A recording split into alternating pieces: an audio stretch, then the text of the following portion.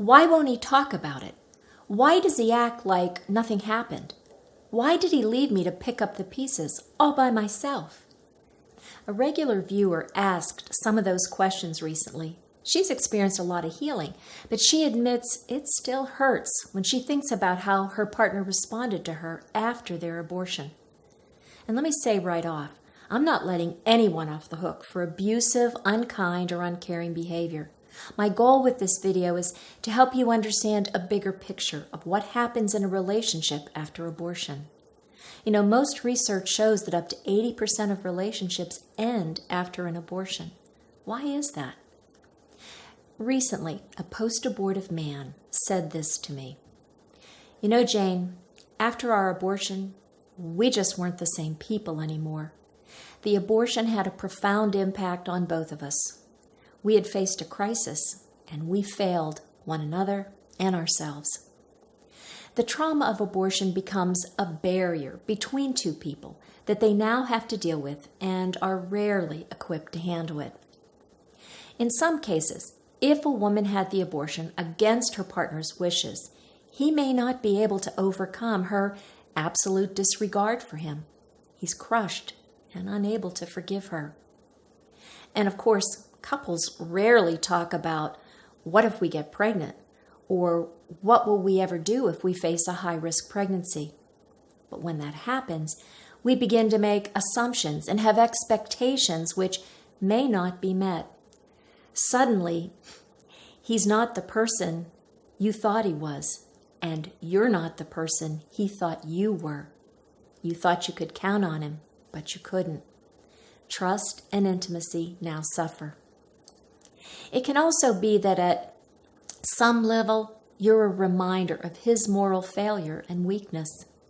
Men are hardwired to provide and protect, not just their partner, but also his child. But in this case, he didn't, and he's ashamed. Although you may have never accused him of failing or disappointing you, just being around you is a trigger that causes him pain. Now, if this video is helping you, would you hit the like button and leave a comment? And by the way, there are some great resources about how abortion affects men, and I've included a link here and in the description below, so check them out. There's a few more things I want to add about how men respond after an abortion. Remember that our culture, for the most part, encourages men to be strong. They can't admit they've experienced trauma, and they aren't supposed to show emotion, yet alone cry. If they do, won't you think they're weak? If you were falling apart, they may have felt they had to be strong, even if it meant conveying they weren't hurting. One more thing. Remember that men tend to be more solution-focused than women.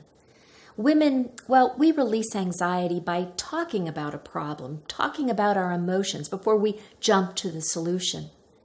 When men see a problem, they want to jump in and fix it. The challenge with abortion is that the fix is more emotion-related. There aren't really answers per se. They're just feelings to experience and resolve. So when you want to talk about what you're feeling, your partner puts it in the box of unfixable and either brushes it under the rug or ignores it. Finally, I can't leave out the fact that some men may be so traumatized by abortion that they experience symptoms of post-abortion stress.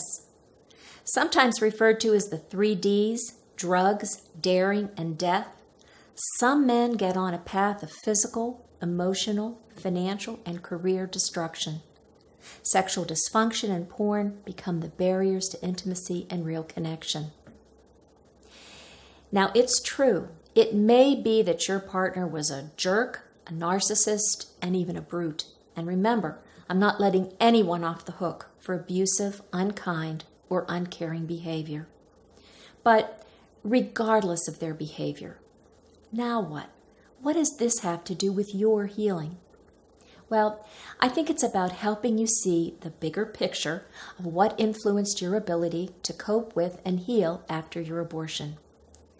But more than that, When I look back, I see how my healing was connected to my ability to feel compassion for myself and for other people connected to my abortions, including the fathers of my children. Compassion is deep, genuine empathy for people who suffer, including ourselves. It's also a desire to help ease or lessen the suffering. Abortion causes suffering, so much more than I ever expected. We can't really put our own mind at ease or eliminate our fears and insecurities. Where can we get the strength to cope with the loss of our children, to forgive ourselves or one another? I found the answer in following Jesus. He's not just the role model for my life. He's the reason I have hope to be united someday with my 3 children and to finally be able to live forever without shame, guilt, fear, and heartbreak. For me, Jesus is the only way to complete and forever healing. Now, whether you share my beliefs or not, you'll find more healing resources in the description below and by watching more of my videos. I'm your mentor, Jane.